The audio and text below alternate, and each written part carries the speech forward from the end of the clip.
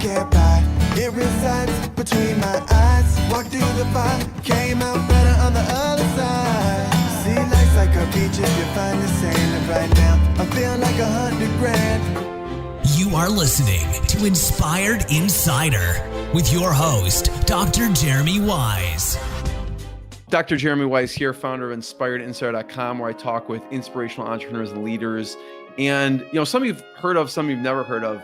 Kim, I like hearing about the challenge stories. So, I had someone on, Weisz who was the founding engineer at Mobileye, and they had a journey and they were acquired by Intel for $13.2 billion. But what struck me during the interview was that multiple times they made sacrifices and had to take pay cuts, and he had to go back to his family and tell the kids, we're pulling you out of all extracurricular activities because we can't afford it. And so that's like the true journey of, we hear about these success stories, but the ups and downs that people go through to get there is tremendous. So check out more episodes at InspiredInsider.com. And this episode is brought to you by Rise 25, which I co-founded with my business partner, John Corcoran, who Kim also knows. And Kim's also been on Smart Business Revolution. So check that out. And Rise 25, we help B2B businesses connect to their Dream 100 clients and referral partners and help you run your podcast. So essentially, and get ROI, which is important, which we'll talk about with Kim, making sure people get ROI from social media. And just like Kim thinks you must be on social media and must get ROI from social media, is how we feel about podcasting. Okay. It's been the best thing I've done for my business and my life, because I've met business partner, gone to people's weddings. I've gone on family vacations with people. And so check out rise25.com. And you can email us at support@rise25media.com if you have questions about podcasting, and clients that we have worked with, Harvard Alumni Group, Berkshire Hathaway Company, SaaS companies, and many more. So check it out. I am excited to introduce today's guest, who I've known for a long time, Kim Walsh Phillips, who has put more than $1 billion in her clients' pockets through direct response social media marketing. And Kim is a multi-seven-figure business entrepreneur. Most importantly, she's a lover of all things Disney. And, she's the best-selling author of No BS Guide to Direct Response Social Media Marketing with Dan Kennedy. You can check it out at nobsbookbonus.com, nobsbookbonus.com, and her company, powerfulprofessionals.com. And, she's spoken all over the world: Moscow, Dubai, Traffic and Conversion, GKIC Super Conferences, Kevin O'Leary, Shark Tank, Meetup. I'm sure I'm missing a few, Kim, but thanks for joining me. I always ask Kim, since it's Inspired Insider, what has been a low moment you had to push through and a proud moment. I wanted to do, for you, a hustle moment. Not, we'll talk about the low moment and proud moment, but there's a hustle moment that I still remember from we talked. It was almost 5 years ago that we were talking about this topic, and I still remember the story when you were young, and it was your parents' anniversary. I wonder if you could quickly tell that story. I was 13 and my parents had a big anniversary coming up, and I didn't have the money to pay for a party because I had no money and I have a job.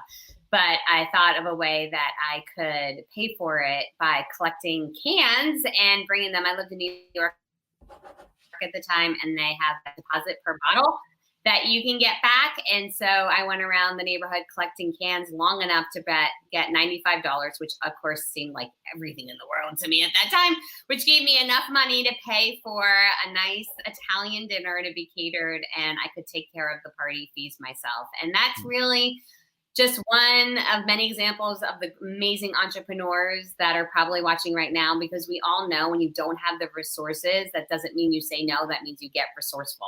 And so I've definitely throughout the years used opportunities in front of me to say, what do I want and how am I going to get it? How can I make this work for me based on what I have available and what I can put together myself? You inspired the hustle moment. I think this is going to be like a staple on the show now. The Kim Walsh Phillips hustle moment. Thanks for sharing. Low point that you pushed through in your career. Like I was mentioning in the front of the interview, you've had very, very successful agencies and products and all of this, and you make it look seamless and easy, but there's been a journey to that. There's definitely been. I've had a lot of low moments. One of the worst was back before I knew about direct response and I had not figured out so many of the things. I had to hawk my engagement ring to make payroll. And so I'm in the town pawn shop, which I'd never been in before. And as the guy's asking me what I wanted for my ring, I didn't know that you're not supposed to give honest answers, right? To like this $10,000 ring that I got $1,300 for just so I can make payroll. I had that moment. I had a time where I got a letter from my bank saying they weren't going to cover my overdraft protection anymore while I was home with my newborn baby and I didn't know how I was going to do it. Like there's been a lot of moments that we've held on for dear life. I've leaned into my faith and then pulled all of my resources together to get through it. I mean, I was able to grow my agency literally from declaring bankruptcy at one point to selling it for a really good exit to then growing our coaching company in 3 years from zero to making the Inc. 5,000 list. So these things are possible. It's about bullheaded determination, but not continuing to do things that aren't working. When something isn't working, it doesn't mean working more is the answer. More of the thing that wasn't working before is not the answer. Instead, finding the strategies that have worked from others, the people that you're willing to trade places with because they've had the success that you want, and copy what they do. Find their blueprints instead of trying to constantly reinvent the wheel so you can actually achieve what you're trying to accomplish. Kim, what causes you to not give up in those moments? You know, like you could have given up at any of those points. And like, yeah, throw your hands in the air. I had, it's thanks for sharing. That must have been like just such a, I can't even imagine what a tough moment that would be. What goes through your mind at that point just to keep pushing forward? It doesn't seem like that's even not an option for you. One thing is that I found in the very beginning, I've had people work for me. And so I have definitely felt an obligation to them that they believed enough in me to serve me. And so I'm going to make sure I can always serve them. I've definitely gone in without payroll myself for months and months and months and have got deep into debt while I was still paying them, never letting them know. And that's just more my personality, I think, than anything. I feel a deep connection, obligation to my fellow human man. Whether or not that's smart business probably isn't. But that I'm not going to change who I am. Like I totally accept that about myself. But at the same time, when I mentioned my faith, that's not an accident. I literally feel a calling to do what I do, that I was put on this earth specifically, and starting to get all emotional. I was put on this earth so that there are people out there that won't go through what I went through. There are people on this earth that woke up today thinking, I don't know if I can do this anymore, but they have something that can change the world. They have a message that literally was the prayer request of somebody who woke up today. And if I don't show them how they can tell others their message, they never will. And so I know that that's why I was put on this earth. And so there isn't an option for me to stop because I believe my creator created me with that purpose. And so I am driven every single day to reach as many people as I can and tell them how to do it so that they can serve the world in the way that they were created to do it. Thank you. Yeah, totally. On the flip side, a proud moment from people actually listening to you and you changing the world. And what's been proud moment for you?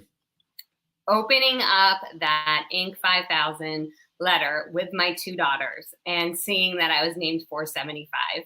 I did it live on Facebook because I didn't know where I'd ranked and what had happened, but getting them aside, and not only were they beside me, but they were beside me right when they came off the bus, which is when I saw that package because I had changed my lifestyle in a way that I could be with them every day. Got rid of the nanny, changed my company, and I'm like, I'm going to make my company grow, but in a way that allows me to still be there for my daughters and not miss them growing up. So they're with me. They've come off the bus. I'm present, and we're opening up this package together, and they get to see that their mama ranked 475.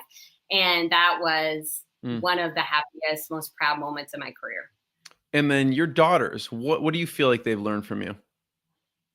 A lot of things. I mean, my Katie is, I think, secretly plotting to take over my company. When she's pretty sure. She's a drawing of her at a computer with lots of money coming out of it and a mustache on me. So something's happening there.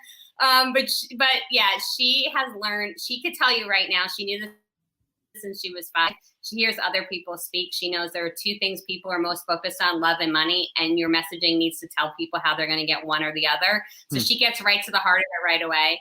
My other daughter, Bella, has seen how all the work that has to go involved with being an entrepreneur. She's not a huge fan of that right now, but she gets it, that it's not like one thing or an easy button. There's the many little steps we take in order to have the success that we want. And so it's been, they're different, right? One loves to have like the shine and the spotlight on, and the other one is more process oriented and introverted. But they both had really fun moments, coming up on stage and saying things and being part of that journey. That's been awesome. Kim, thank you. Next year, I want to read the book, The No BS Guide to Love or Money with Kim Walsh Phillips and Katie. Okay. So I want to read that book in the next year. But thank you, everyone. Check out nobsbookbonus.com, powerfulprofessionals.com. Kim, it's always amazing to be with you. So thank you. Oh, it's been so great being your friend, and I've loved watching your journey, and thank you for having me on your show today. What I got, you can't buy. It resides between my eyes. Walked through the fire, came out better on the other